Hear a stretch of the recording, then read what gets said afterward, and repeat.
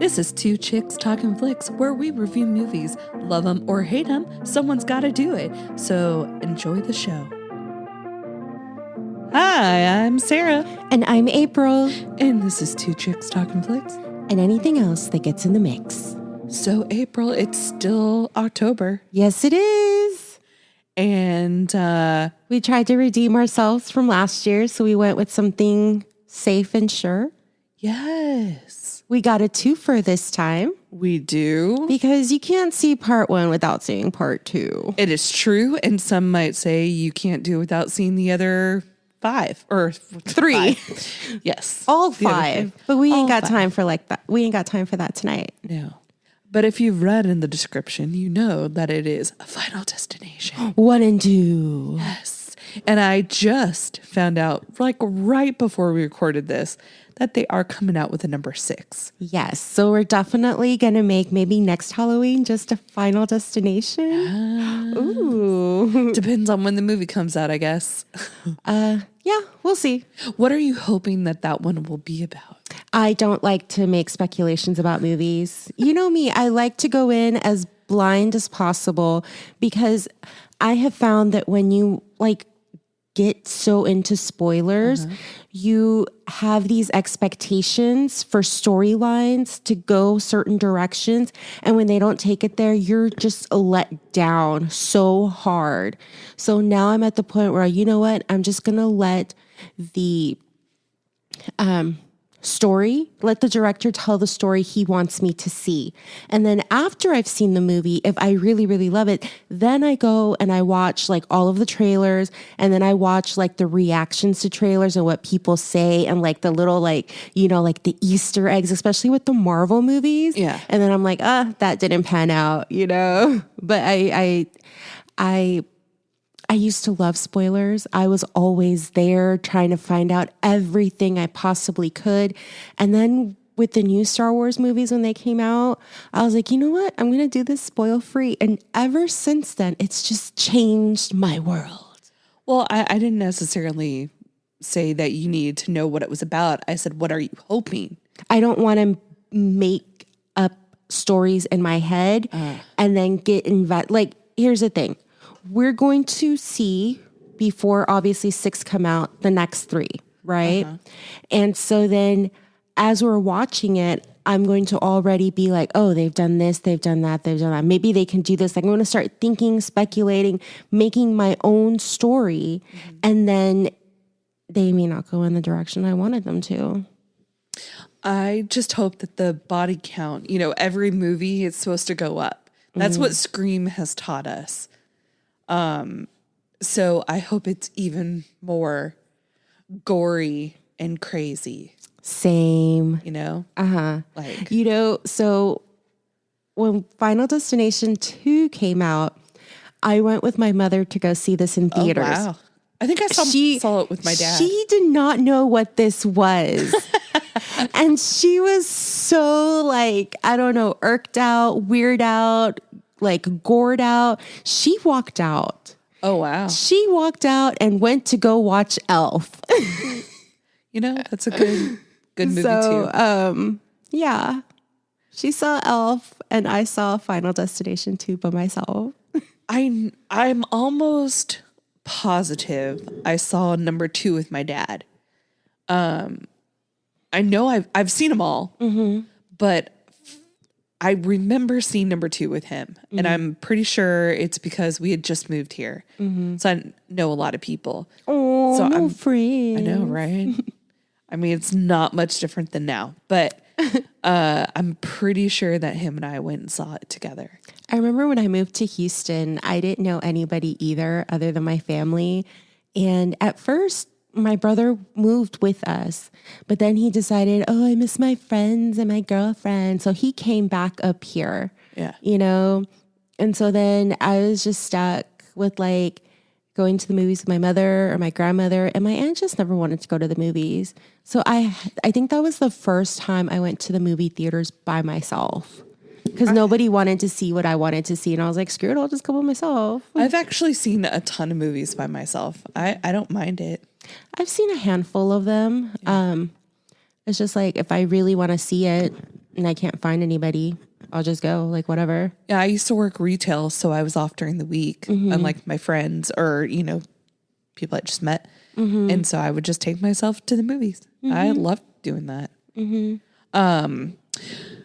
So I'm going to get a little sad or a little serious for just a moment. We share a lot about ourselves, a lot about our lives. I mean, not everything, but we do share quite a bit. So after I had COVID, I found like a lump in my neck. And I was like, it's probably just from the COVID. Like I had bad congestion. My glands were really, really swollen. So I didn't think anything of it. Well, it hasn't gone away.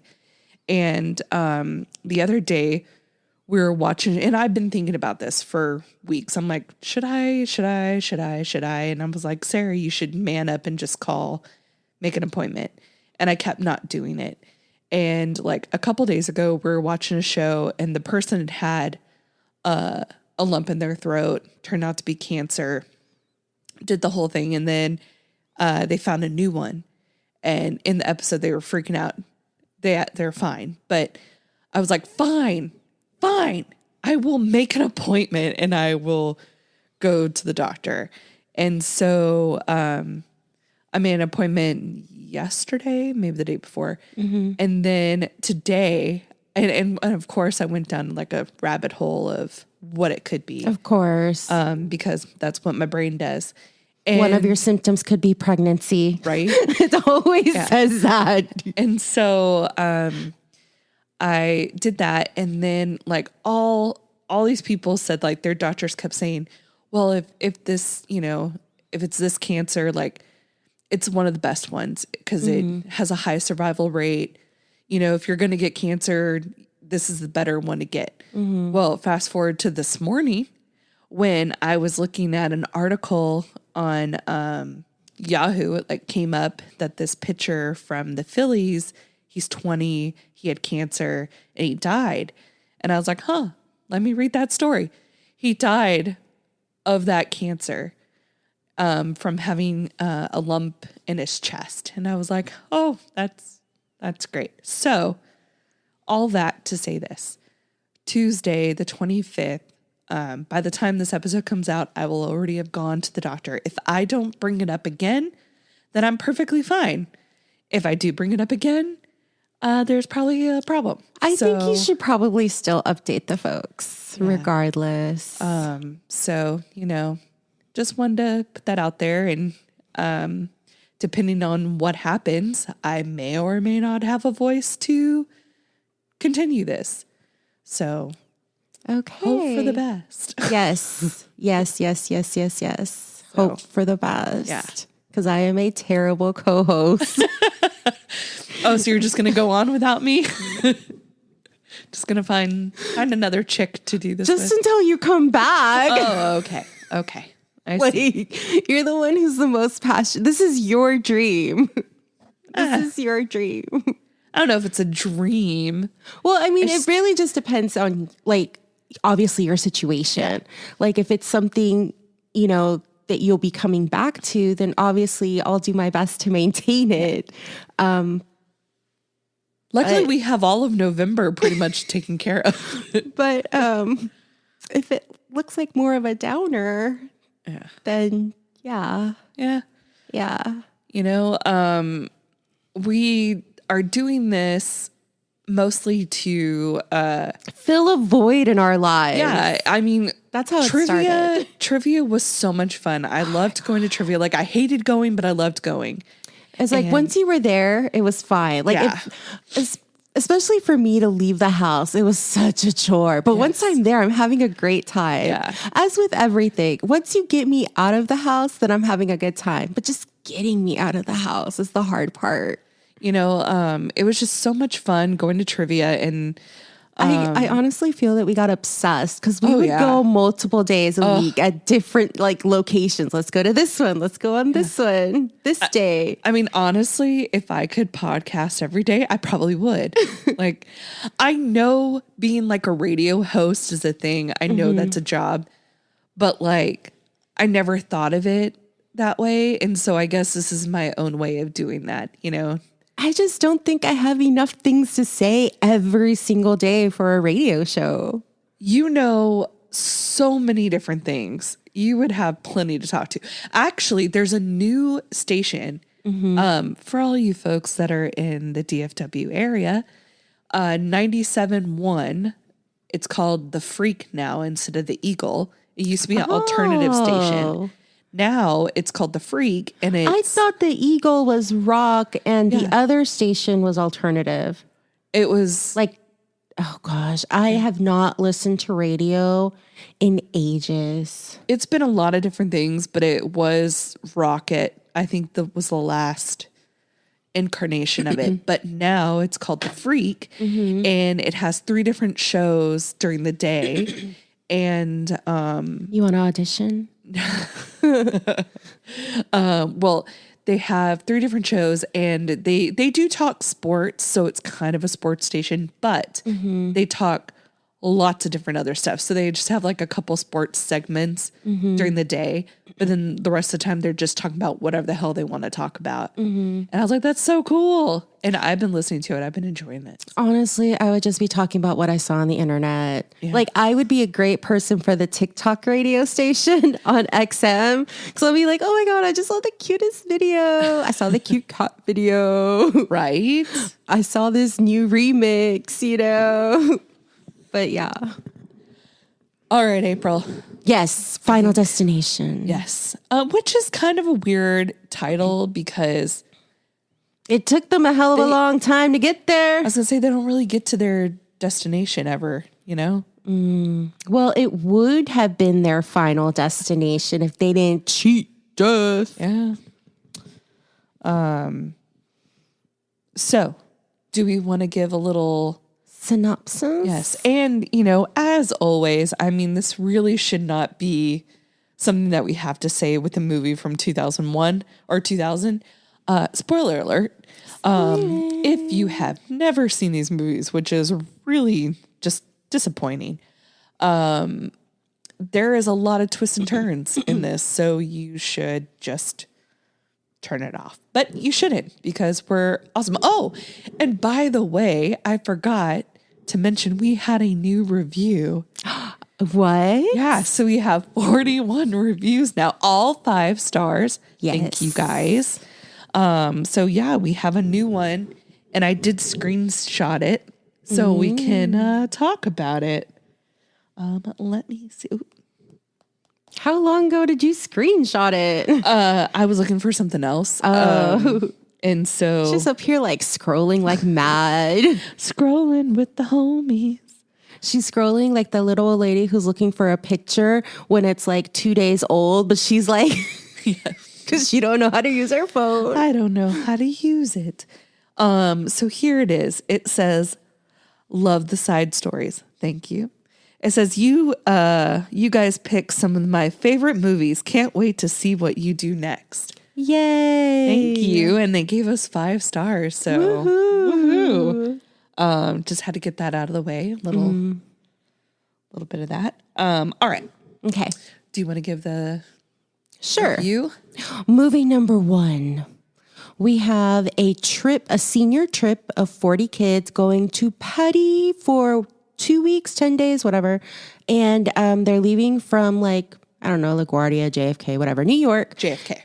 Okay, so they're leaving from New York and they're going to Paris, and they're leaving at night, and it's storming, it's raining, but other than that, it doesn't seem... It's lightning.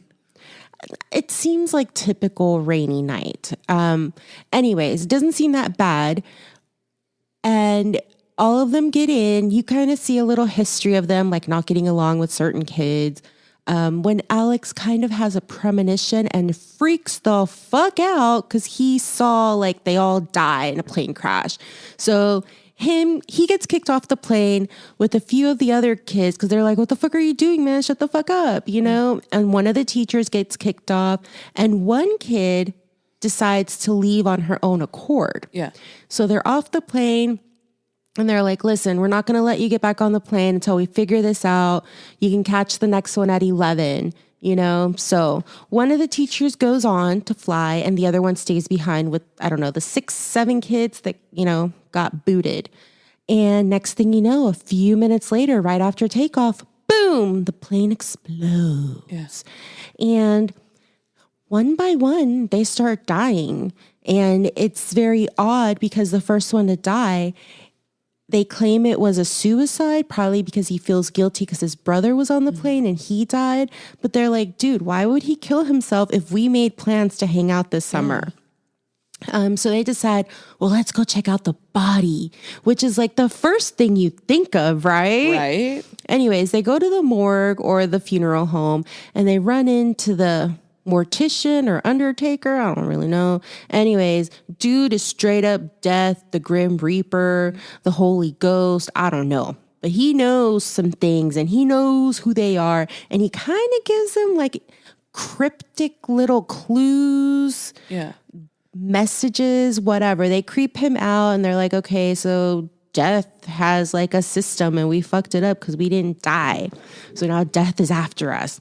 And about a month passes and like the I don't know, the researchers of the accident kind of release a preliminary finding and they're like, okay, it looks like it was an electrical shortage that, you know, caused the explosion.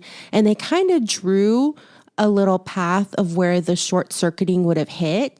And Alex kind of draws that over a map of where the seating arrangements were. And he's like, dude, we're all dying in a specific order. Yeah. So after a lot of disbelief, the group gets together and they're going to try to figure out a way to like cheat death. And in the end, they thought they did, but no go.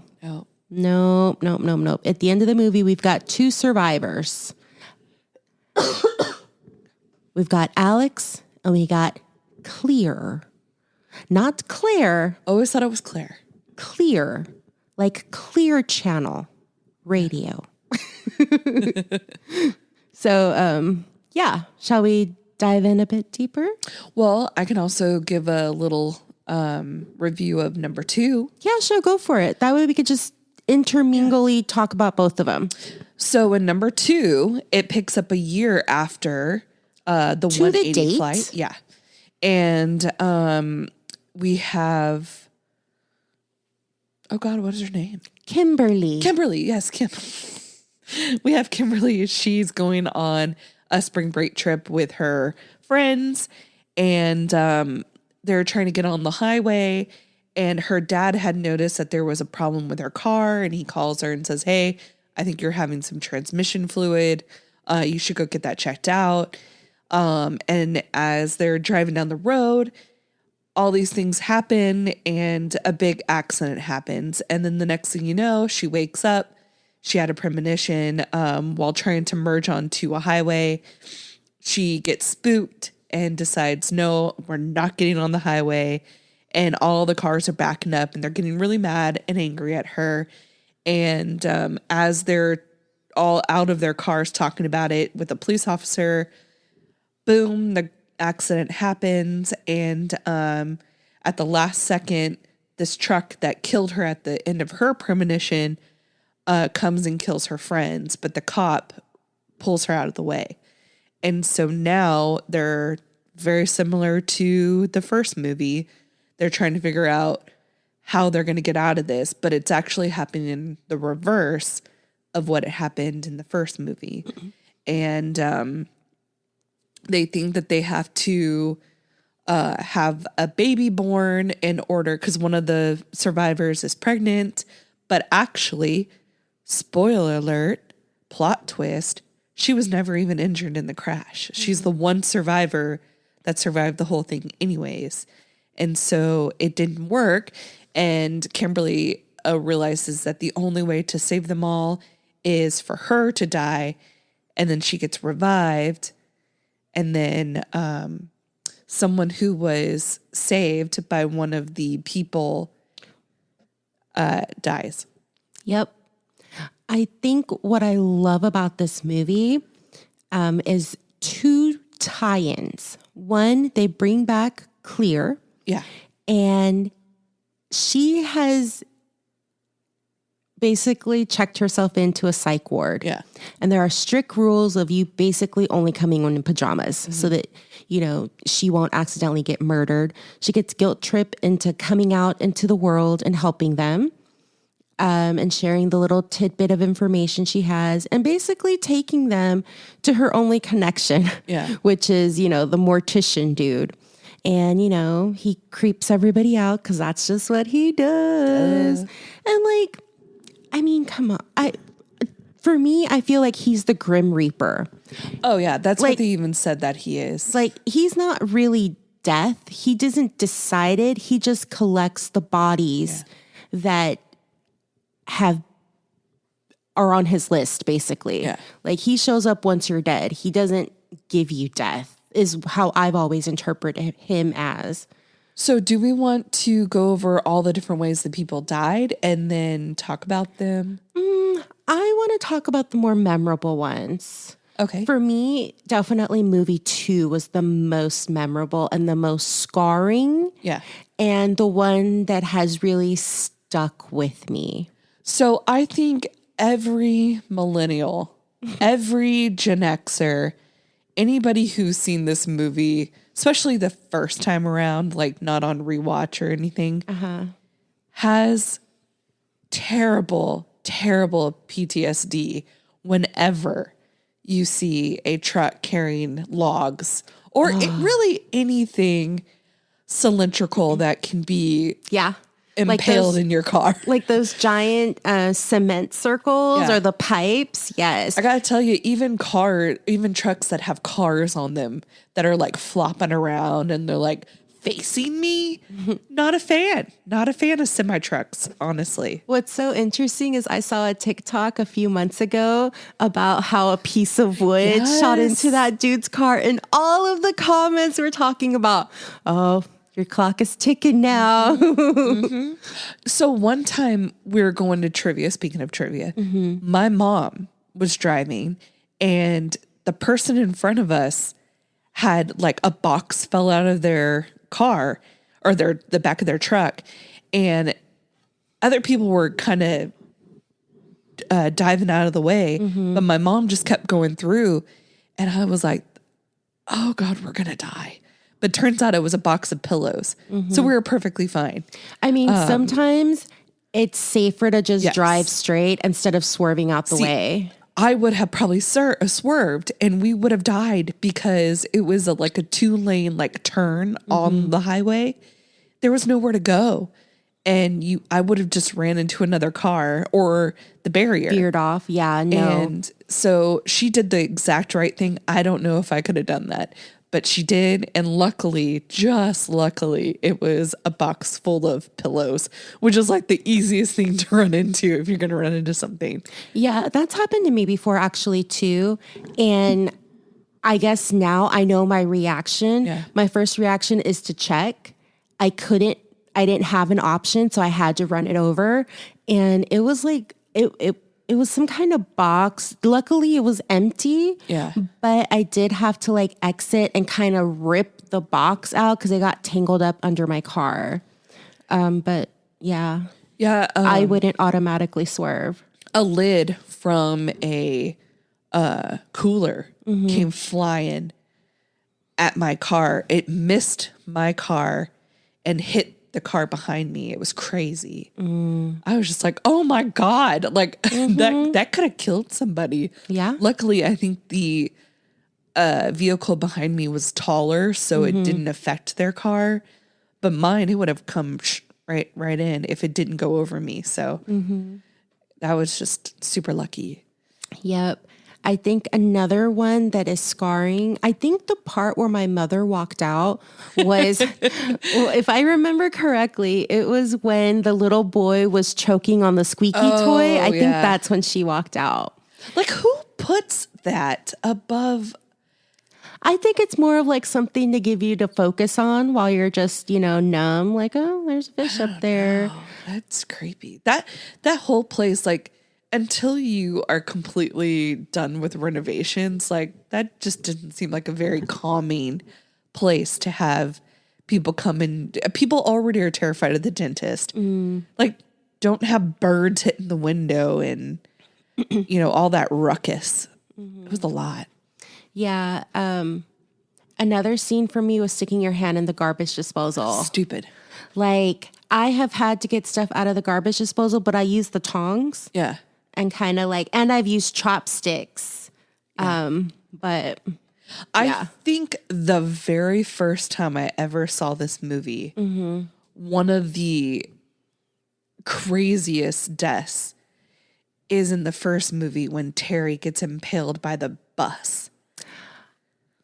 Like, okay, just imagine you've never seen this movie before and you see the bus, but you don't know. Or you may not have even noticed that it happened because it happened so quickly. You're just like, oh, that's weird. And then she steps out and just boom.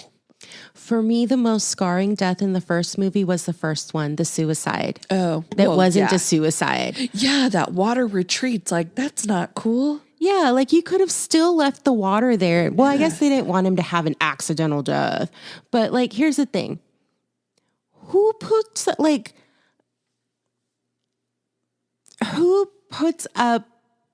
like hanging wire that's metallic to hang your underwear to dry? Well, and also it wasn't like it was up high.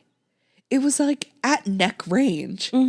So are you just ducking under that every time you're going and taking a shower? Or yeah, it just doesn't make sense. Yeah, it was very strange.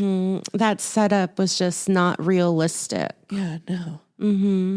Yeah. And I feel like, because we only see in this family the mother, the father, and him and his brother. Yeah. So is this his mother's underwear? I'm assuming. And their house looks big enough to at least have 2 bathrooms. Yeah. So I don't understand, why a mother or a sister would put their underwear up like that if there were a shared bathroom. It just, it would have made more sense if maybe it was like a uniform, like a sports uniform or something, like, I don't know, like, like maybe it's your prom dress or something more like delicate, but not intimate. Yeah. That, you're like, oh, I have to hand wash this. Maybe. Yeah, like maybe something more like that. Like, this has to be hand washed and, line dried or something. But not your freaking underwear and pantyhose. It was a lot. Yeah. But also, that whole death just drives me crazy. He takes forever. Yeah. Looking at himself, messing with something on his neck, and then he decides to shave. And there's nothing to shave. Yeah, you're just sitting there the whole time, and you're like, oh, is this going to kill him? No. Yeah. Oh, is this going to kill him? No. You're like, damn it. Yeah. And like, I think the reason why I felt it more in the second movie is because I've already experienced it in the first one. Because in the first one, I don't remember being that antsy because you just expect him to die. Like, oh, that's going to kill him. Oh, it didn't kill him. Oh, that's going to kill him. Oh, it didn't kill him. Yeah. In the second movie, you're like, no, that's not going to kill him. Wait, will it? No, that's not going to kill him. The water bottles. Oh my God. Oh, I'm always afraid of that. Yes. Same. Oh my God. That has actually happened. Okay. It hasn't fallen and rolled under the brake, but it has fallen and I've immediately picked it up because like, I do not want that to happen to me. I had that happen with the shoe. For some reason, I had to take my shoe off. My mom and my sister always take off their shoes when they're driving like a long distance. And I've done that before. And one time my shoe like rolled under my like braking gas. And I was like, no. And I immediately had to go grab it. Because I was like, oh, hell no. I'm not going to try and brake. And I can't because of my stupid shoe. Oh, no. What a way to die. I always wear shoes when I'm in the car, unless I'm in the back seat. Well, there was a reason I had to take it off. I don't remember. I'm not a fan of taking off my shoes when I'm driving. Because I'm like, what if there's an emergency? I need to run out. Right? You know? So Can't do that if your shoes are not on your feet. I mean, you still can, but like, you know, rocks, glass. So you've flown since you've seen this movie. I've flown since I've seen this movie. I don't necessarily ever get worried that my plane is gonna blow up. Never. I sometimes like this is so sad, but like I will watch like, you know, like the aviation disasters like before I get to fly, and it doesn't faze me at all. I'm more concerned that someone's going to throw up on the plane than I am that the plane is going to blow up. I'm more scared of the people, to be honest. Yeah. You hear all these stories about all these crazy people that try to freaking open the doors. Right? Or want to get off the plane when they're in midair. So yeah, no, I'm not afraid of the plane crashing. Yeah. I mean, it can happen, sure, but like statistically it's safe Yeah. for, you know? Supposedly. Yeah. Yeah, I'm more afraid of number 2, the traffic accidents, because that can happen every single day. I mean, that's all I deal with at work is traffic accidents. Was it because number 2 was more everyday things? Yes, and they actually discussed that. After Todd's death in the first one, they went to more of like freak accidents where you couldn't tell what happened. And that's what makes it creepier and scarier, because it's just everyday normal shit that can happen to you. You know, it's crazy. Yep. Because in the first movie, like when the sign fell on that guy, there is nothing you can do to prevent that. You know, if a sign is going to fall on you, it's going to fall on you. Yeah. I think the only real preventable death was maybe the girl walking into the street and stopping, getting hit by the bus. Because the suicide, I mean, he slipped, you know, and then he fell and there was shampoo. That was an accident, basically. Who else? The train, you know, they're standing next to a train and a piece of shrapnel decapitates him. Again, you can't prevent shrapnel hitting you, you know? Speaking of the train, one of my favorite parts that they don't ever bring up when it happens or anytime is when Connor pees himself. I don't even remember that. Yeah, he's standing there and like they have him turn and all of a sudden you just see his whole entire lap is wet because he pissed himself because he was so scared because he was about to get hit by a train. Oh, and I missed that. That is like my most favorite part because of anybody you would think would pee themselves, it would have been Billy. Yeah.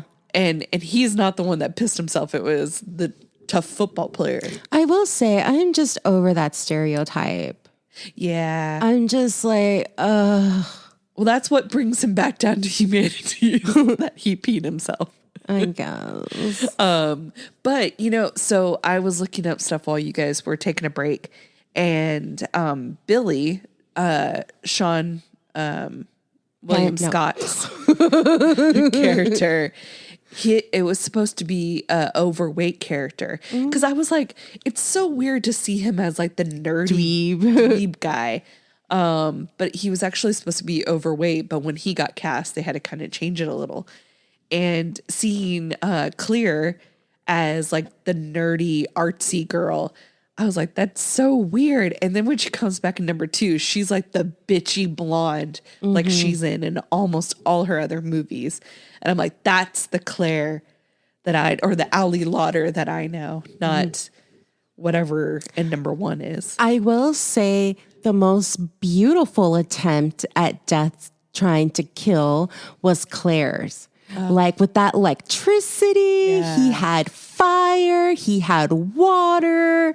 Like Death was working hard on that. Like props to Death, man. Like you are so creative and like so ingenious. You're like, listen, I tried to kill these kids the easy way and they just wouldn't go. So I'm going to have to like really step it up. And he did. He delivered. And he keeps just bringing us more golden moments, like dropping a freaking piece of glass on like a 13 or 14-year-old kid and literally squashing him like a cockroach. Yeah, so I also looked up that he was supposed to be like 9, and they thought changed too it to young. 13, and they're like, we can't kill a child. So then they were like, oh, let's make him 15. That's okay. My thing is how many people were decapitated or nearly decapitated? Almost every single Everybody death. had a head injury. What is up with that? Because that's the only way you make sure you die. Remember, what is it in the second movie? The Highlander. No, So you Eugene, like he got his lung pierced or something, but it wasn't a head or neck injury. And they took him to the hospital and he was like surviving until Death like exploded him. That's because Death was playing with him. That was his little play thing. Yeah, he was building up suspense because it was like he was just a sitting duck. He couldn't do nothing to save himself. I mean, even Kat getting impaled by the thing that didn't kill her before comes back to haunt her. Yes, that was the only death I think you did not see happening. Yeah. Because, she's going to get rescued. Yeah. And then they hit the headlight, and it activates the airbag. And wow. Oh, so powerful. Oh, I will never forget that. Man, number 2 just sticks with me so much more. And then at the very end, when Brian gets blown up and then his arm lands in front of his mom. Yes, I forgot about that part. So great. Because like he should have died, because if What's-His-Face had died when he was supposed to, then nobody would. Well, technically, the van wouldn't have shown up. Well, whatever. Yeah. Basically, he wouldn't have been there to save the kid. Yeah. Kid would have died. He actually got saved. Well, no, the first time he was out of the way. Okay, yeah. Anyways, I just love that Kim and the cop both turn and look at him. They both are like, wait, oh no. And they just look and they're like, well, there's nothing we can do. Yeah. One part that I remember hearing, but it's like, obviously I haven't seen this movie in years. I didn't remember it, and you never picked up on it last time, was how this second group in movie 2 should have all have died. Yes. But their deaths were prevented because of the airplane crash survivors. Yeah. So for example, when the teacher's house exploded, it turns out that was a bed and breakfast. And one of the cat, is that her name? Whatever. One of them was supposed to go stay at that bed and breakfast, but it blew up. Another one. No. So Kat, she was supposed to go to a bed and breakfast. They had a gas leak and everybody there died. But she was survived because Terry got hit by the bus. That's right. The teacher dying is what affected the other teacher, which was Eugene. Yeah. And then the rocker dude was going to go to see that play or something. That was in Paris. And it burnt down, but he missed it because he witnessed the accident of the other dude getting hit by the sign falling. Yeah. And then Kimberly. The cop was supposed to go with his partner to a shooting, but before that happened, he was sent to go clean up the accident from Billy getting hit by the shrapnel. And then Kimberly was at the mall shopping with her mom, and they were going to the car. She got distracted by watching the news of the kid who committed suicide because she's like, that doesn't make any sense. Why would he kill himself? You know, it just doesn't make any sense. Meanwhile, her mom was getting carjacked and she stupidly was fighting. Yeah. And she got shot, and it should have been her. Yeah. Or she would have been with her. And they both would have died. So it's just crazy how that interlocks, and you're just like, wow. Yes. And like so many, like they have the 180 and everywhere. That's the highway. And it's just so crazy. It just reminds me of the butterfly effect. Yes. That is such a good movie. You know, for a podcast that brings that movie up quite a bit, we have not watched it. Maybe we could do it for New Year's or a Groundhog Day.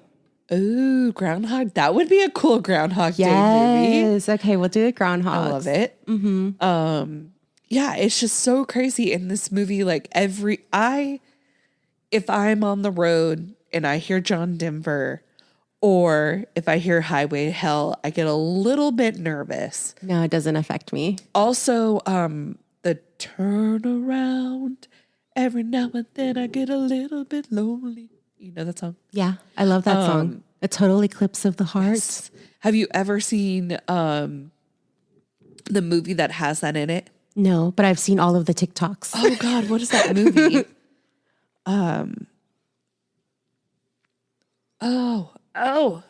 Super. It's about superstitions.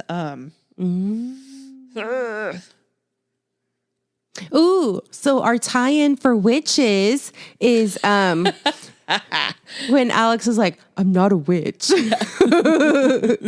Yes. And we're like, oh, hey, there's our witch. Yay. Okay, let me look at my notes. I had lots of stuff.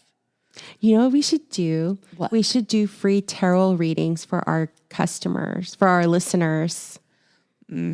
Oh, so the thing that started all of this is his stupid mom cutting off his tag. Yeah. If he felt comfortable with it on there. Some people are superstitious about flying. You should have kept it on there. Because you kind of got the ball rolling on this one, Mom. Yeah, mother. Yeah. Let's see here. Oh yeah, this plane. It's a piece of shit. It's a piece of shit plane. Like everything is falling apart. Okay, it's all like crazy looking. First of all, this movie was from 2000. Yes. Which means this plane could have been at least 15 years old. Yeah. Because just think about it. Like, obviously you have your newer planes and you have your older planes. You would think that a transcontinental flight would have a newer plane. Yeah. But, you know, it was a 2000. So even though it was a 2000 movie, it doesn't mean it was a 2000 plane. It could have been a 1982, 85 plane. So just bad. I put in here that awkward moment when everybody thinks you caused the plane to explode when they're all sitting around in that room and they're all looking at him like, yeah. And no one was talking. What I loved about movie number one is you have that one intimidating FBI agent. And then when Alex walks out the room, he's like, I didn't want to say this, but he kind of creeps me out. I'm starting to believe him. I was like, really? You're the one who believes? Yep. So one thing I noticed, and I thought was kind of funny, is that when he goes to the cabin, to Claire's dad's cabin, and he basically does the reverse of the Kevin McAllister house design. He like makes sure everything is super safe. Yep. And there are no booby traps. He devil proofs it. Which I thought was kind of fun. I loved the fact that he, first of all, lit a candle. Yeah. Right? In a lantern, so it's protected. And then he put that lantern in a bowl. And then he put that bowl on top of an upside down bowl that's inside a bigger bowl that has water in it. Yeah. It's like, this sucker, if it tips over or if it busts or breaks, like metal can't catch on fire. And then there's water to put it out. Like, oh my gosh, all of those precautions. So Todd. Oh, that was the best friend. So sad. Yeah. So normally people spell it Todd, right? Well, they spell his Tod. Doesn't necessarily mean that's how they spell it. Oh, that's true. That's just the clue. So the clue that he gets is Tod for Todd. In German, Todd means death. Oh, I was like, this movie, they did some damn research. hell yeah, son. Hell yeah, son. Could you imagine Alex and Claire being played by Tobey Maguire and Kirsten Dunst? I just don't think it'd hit the same. Maybe Kirsten Dunst, maybe. That's what I was thinking, but not Toby. No. No, I wouldn't believe. He has that innocent face. Yeah, no. So this disaster in part 1 is the shortest of all the disasters. Yeah.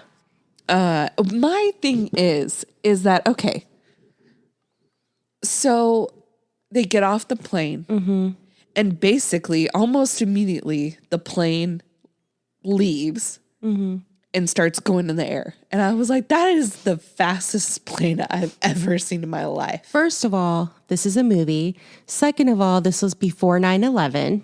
You know. True. But usually you still have to taxi for quite a while before you just take off. I mean, they were right there. You could see them take off. And then what I thought was weird is that in the second movie, the accident happens a lot sooner because they were like They've way already down the road. They've already set the story in motion. Yeah, and I was just like, seriously, that was so close because you were way further down the road when all this is happening. Oh, no.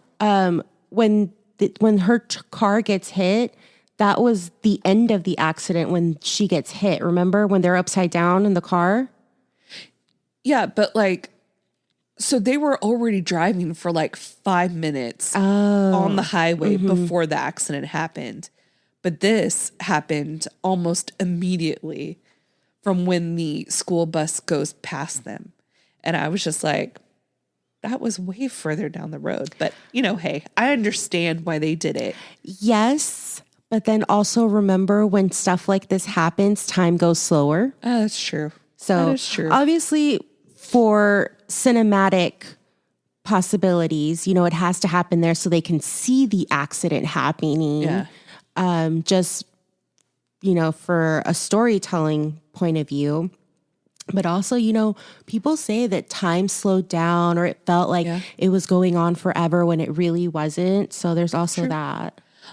So owls can mean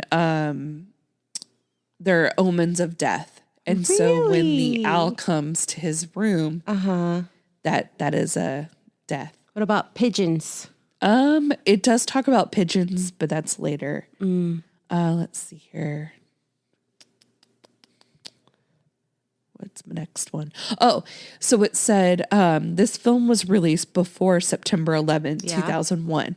If the film had been released and if the timeline of the film was after September 11th, the flight would have been canceled and never departed, and the survivors got off the plane. Yeah. So none of that would have happened, which is crazy. And so all the other movies are basically not in the air, if you've ever noticed afterwards.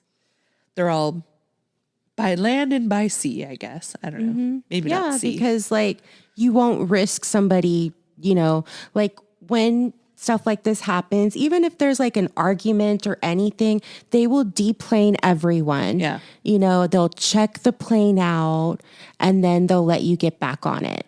Okay, so the class, they board gate 46, which is the total number of students and teachers, dropping to 39 once the survivors are escorted off. And let's see here. The number 180 would be repeated and hinted in all the sequels, turning in trademark of the franchise. Jesus. And then 287 people died on the flight. Oh, Flight 180 has been confirmed to be loosely based on the real-life disaster of TWA Flight 800 that occurred in July 17, 1996. They were en route to Rome and a stopover in Paris with high school students, and also experienced an in-flight explosion due to a spark igniting the center wing track. Is that the one that crashed in Long Island? I don't know. But Robert Ebert praised the film, called this illusion a bit tasteless. Oh my God, critics. But they said that the aircraft was a 25-year-old Boeing 747 built in 1971. So, first of all, looking at this from an older person now, we have lived a long life and we have seen a lot of things. Obviously, at the time of this movie coming out, I was not familiar with that disaster. Yeah. So I didn't correlate them together. Yeah. And you have to remember that this movie was generally targeted towards young people. Yes. Who wouldn't find it tasteless. Well, I'm glad that you say that, because the original draft had the survivors get off the plane and they were 7 strangers. Due to the teen slasher popularity at the time, the survivors were changed to high school students. So if it was geared for older class, they may have known, Older people. older adults, it may have hit differently for them. Yep. And then I'm trying to think of anything that has been made that I have seen that I would think would be tasteless. I'm sure I have, or is it just we're on a different mindset from the older generation when they were our age? I don't know. This was a fun tidbit. In the scene where Todd is reading The Penthouse, on the shelf behind him, you can find a thin FedEx shipping box. Tom Hanks starred in Castaway the same year, and his express plane also exploded, leaving no survivors, and then just him. Oh. I thought, oh, wow, that's clever. We should probably do Castaway at some point, too. Yes. We mention it quite a bit. Yes, we Here's the thing. When you think about it, we do 52 episodes a year. Yeah. And still, there are so many movies to do that we can't just do them all. Like, I see podcasts that only release stuff like once a month, you know, and I'm like, wow, we're really pumping them out. So I thought this one was, well, there's 2 things.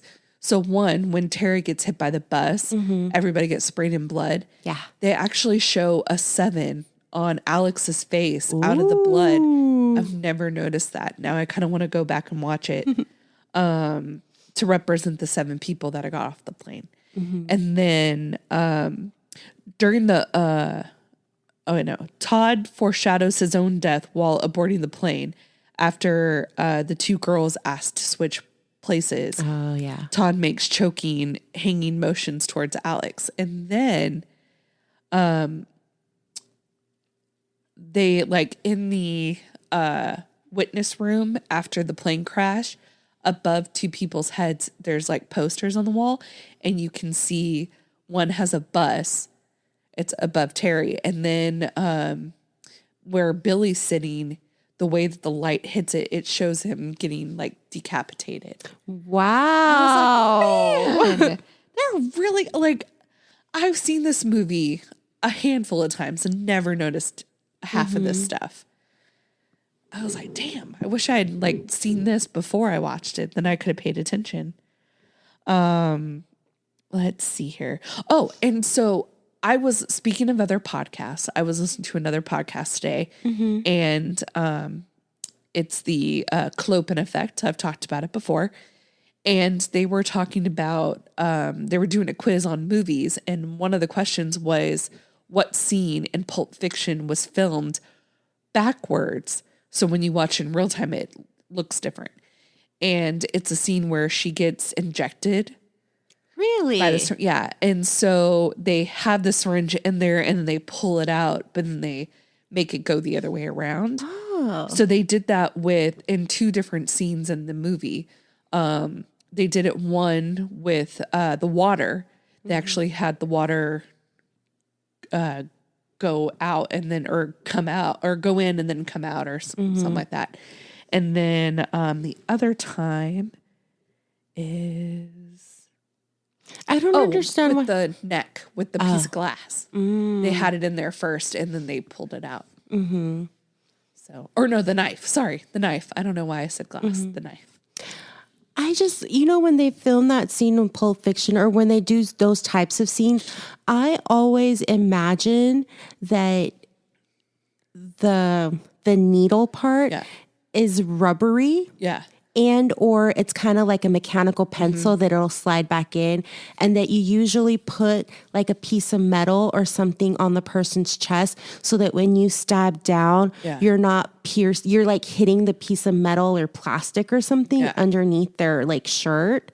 So I don't see why they would do it backwards. So for the knife, they actually had her like buried in a box. So her body was in a box, and they had like a silicone body on top, but they wanted the knife to really like stab in there. So, so they do it in reverse, and they do the thing and they have it come out. It's crazy. But I was just like, you don't ever hear about that. And I've heard about it twice in one day. Kind of weird. What's that sign about? Let's see here. So have you ever seen like signs in life when you're like, nope, not today? All of the time. And I gotta tell right. You have mentioned this, all the signs you see. Yeah. I don't see nothing. I'm still alive. I gotta tell you, if I walked and the doors open in the elevator and I saw a basket of claws, I ain't going in that elevator. I don't know what he's doing with all the arm claw things, but I ain't going in that elevator. No. I think that was the biggest mistake. And also, had they not talked to her or called her on the phone, she would have lived. Sometimes it's destiny. Yeah. Like, here's the thing. She was going to die. One way or another. Like, maybe she shouldn't have dropped the phone. Maybe she shouldn't have left. Maybe she shouldn't have had her hair in a ponytail. Maybe she shouldn't have freaked out. Maybe she, Maybe they should have let that guy go in front of him because he's creepy. Yeah. He was sniffing her. She should have stood next to the other dude that she knew. Don't wear your hair in a braid, idiot. I know. Like, there's so many coulda, shoulda, woulda. That's true. But at the end of the day, she was gonna die. Yeah. Maybe the elevator shaft would have like dropped, maybe, sometimes the door opens and there's nothing there. Yeah. Maybe that she could have been freaked out and doors open. She runs out and she just falls. I've had dreams where I've predicted things happen.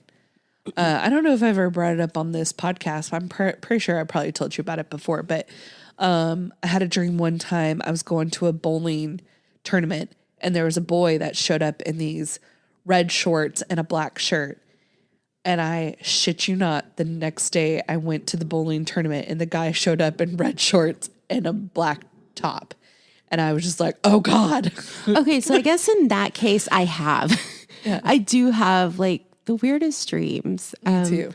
I always do what they told me to do, because when I fight it, they get worse. They become nightmares until like they make me do what I want them to do. Yeah. So I guess in that sense, yes. And sometimes some people have deja vu. I don't have like awake deja vu. I will have a dream, and then years later, I'm like, oh my God, did I dream this? So that's kind of weird too. Yeah. But so yeah. I get that all the time. My dreams. Mm-hmm. And sometimes I feel like if you sit back enough, you can see something happen. Sometimes it does happen, sometimes it doesn't happen. But I also pay attention to the world around me. Yeah, I don't. April doesn't. I have too much going on in my head. You know, like I think that's one thing that I really enjoy about my job is that I have the ability to just zone out, you know? Yeah. I could just be like mindlessly doing something and then my mind is just like, you know, like in its own little world. Yeah, mine does that when I'm driving, which is probably not the best idea. But I come up with some really great ideas while I'm driving. Like I came up with this whole like way that we can help homeless people. I'll have to tell you about it, but I totally came up with this whole thing and it's just going to revolutionize the whole world. I just need to win the lottery. Hasn't happened yet. I also haven't played, so that could be part of the problem. I saw this thing about the pet rock and how it made millions of dollars. And that item went on sale, I think, in October. It hit the shelves before Christmas. And like I knew it existed, right? Yeah. But it was before my time. And they actually showed you the cute little box that it comes in. Yeah. And it has like a little information booklet in there about your little pet rock. And I was like, oh, and it was like super cheap. Like, I don't know, the equivalent of $5 back then, you know, whatever $5 would have been equivalent to. So if you think about it, it's like, that was a perfect gag gift. Yeah. Easy to manufacture, easy to produce. My dad had one. Really? Yeah. Like, and it's just like, that's the kind of idea I want to think of. Something super like, I'm not in it for the long haul. Yeah. Just, I want to make my millions and go. Yes. You know, I don't have to come up with the like Fisher Price or Mattel. I'm okay with my pet rock being the gift of the year, you know? I would love to do that too. Mm-hmm. To put our minds together. Yes. All right, April, while we're doing that, what would you want to rate this movie? Or is there anything else you want to talk about? I think we've covered all of that I really wanted to speak on. Me too. Though I do want to ask this. I guess I should have asked this. Mm-hmm. What would you do if you were in this situation? Would you hide out in a mental institution or? You know, that's my dream. Would you hide out in a cabin or? I probably want to go to the crazy house. Like, honestly, it would be such a nice vacation. I would go there just to like because once you realize what's happening, these people were like, go, go, go, go, go, you know? So I would use this year to kind of like, I think at the point where number 2 started, I would have had enough time to like process everything and start doing research and trying to learn stuff, maybe writing a letter, dear mortician, how you been, you know, and just like, I would spend my time researching. I don't feel that I would have ran out and helped them. I would not. Like, it's too soon. Like, I don't even have a game plan. Like, you want me to leave the crazy house to help you? I can't even help myself. Okay. Yeah, but you're also, what is that? Not adventurous. Vengeful? No. Like, compassionate? No. You fly by the seat of your pants. Like so I could see where just all of a sudden you're like, okay, I guess I'll go. Well, okay. I feel like that would happen after I've already done all the research I possibly could. After I've like, if there is nothing I have learned, then I'm just going to be like, fuck it. It's time for me to go. But I feel that happening like 3 to 5 years after. Not 1 year later is too soon for me. Like, I don't even know what my game plan is. Yeah. You know, other than talking to the mortician. I think I probably would have just ended up just letting it happen. Really? Yeah, because I couldn't live that way. I couldn't live in a nut house. Oh, I could. Like, but she couldn't have anything. Like, that's okay. I'm shocked she even had paper because I could have given her a paper cut and an infected. Yeah, like all sorts of stuff. And I could have worn gloves. like, I wouldn't want to live like he was in the cabin. I was more afraid though of people bringing her meals and the food. Right? Just like in the Heathers or whatever, like where they accidentally gave them poison. So yeah, or 9 to 5 also, the rat poison and the sugar. But the Drano accidentally gets into the broth, Yeah. I'm curious though, is it actually sweet? Like knows? I haven't messed with Drano in years, so I don't even know if it has a smell. Yeah. But I would think it would have a chemically smell. You would think. So in my mind, I'm just imagining a very strong, like Pine Sol Clorox smell. Yeah. Unless it's like Fabuloso. Well, that's different, but yeah, actually I like the methods better. Yeah. Because I don't like lavender. I hate lavender. Oh my God, I hate it so much. I hate it a lot. And I love the color purple. And I hate, you're like, you see something purple. I'm like, why can't it be lilacs? Why can't it be violets? Why can't it be hyacinths? Right. Why does it have to always be lavender? Right.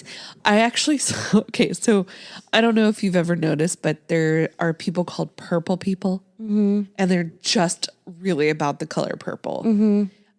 We have one of those that I work with. And I'd never seen her before. I saw her the other day. Her shirt was purple. Her shoes were purple. Her lunch bag was purple. Her cup was purple. And I got the song One Eye, One Horn, Flying Purple People Eater stuck in my head. And I couldn't get it out for like an hour. I just kept singing that song because I saw her in all of her purple glory. You know what we should do? You know how you want to start a company? Yeah. We should start our own like bath, shampoo, body wash, fabric detergent, all of that in purple, but no lavender. We won't have any lavender. We'll do lilacs, we'll do violets, we'll do freesias, We'll do brown, I can be daisies, blue, I can anything be purple violet. that's not lavender. Yeah, I hate lavender.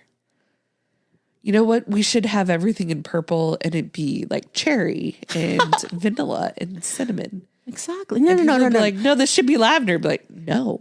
No. It'll be like cherry and lilacs to make it purple. There we go. All right, April. Purple number 4. I like it. Let's get back down to brass tacks. How would we rate this? Yeah. Are we going to rate? Separately? Okay. Number 1, set the universe. And without it, we would not have anything else. No. So I will give it a number 9 out of 10. Devin Sawa. And movie number 2, I feel was much more memorable and vastly superior to number 1. However, it will never be number 1. So I will give it an 8.9 out of 10 clear. All right. Why couldn't her name just be Claire? I know. Oh, drives me crazy. For number 1, yeah, I will give it a 9 out of 10. 9 out of 10. Just say Devin, you love him. I do love him. You want a battle royale for him? No. 9 out of 10 Connor Pee Pants. Oh. And I will give the second movie an 8 out of 10 Highway to Hells. Excellent. Speaking of, I don't know if you've heard this, but I heard it, I think it was earlier today. There will be a second part to Death Becomes Her. They're making a second, like, listen, these last few second part movies have been really good. Yeah. I'm really excited about that. I was like, shut your mouth. That is so cool. Because we discussed this when we reviewed it last year. Yeah. We were like, they're the perfect age where if their bodies are decaying, it would be perfect. Yeah. And I would love to see them, kind of falling apart and loving them take in a new lady under their wing or something. Well, and also, both of them have daughters who are actresses. Oh yeah, we did talk about that. So their daughters could play their parts, which would be amazing. I would actually be really happy about that. No, you know what should happen? Okay. Goldie Hawn and Meryl Streep? Yes. Okay. You were just going to let me struggle. Yep. Okay. So they start the movie off, right? Yeah. They're run down, body parts falling off and all that jazz. And, they come across, maybe not the Egyptian lady, but they're like, now we have a new and improved Excelsior, and they drink it and then they become their daughters. Yes, that would be great. I would love that, actually. Yep. All right, guys. So, April, where can they find us? Two Chicks Talking Flicks over on Instagram. You can find us at Two Chicks Talkin Flicks at Gmail. We have a TikTok, Two Chicks Talking Flicks. And we have a Facebook, Two Chicks Talkin Flicks. You know where to find us. Yes. And go ahead and go rate us and stuff. Five. I think 5, right? Yeah. 5 thumbs up. There's hearts, stars. No other options but 5 stars. Exactly. So you should just give us 5 stars and we'll take that 5 stars to the bank. Thank you. So maybe you'll get a shout out. Yes. Yeah. All new reviews will get a shout out. And they weren't from us. So, all right, guys, until next time. Toodles. Bye. This episode was produced by Two Chicks Talkin Flicks. Music was produced by Michael Giravani. If you like this episode, please like and subscribe. If you'd like to be a part of the show, have a movie suggestion, or just want to give us some love, you can email us at twochickstalkinflicks@gmail.com. Thanks, guys. Toodles.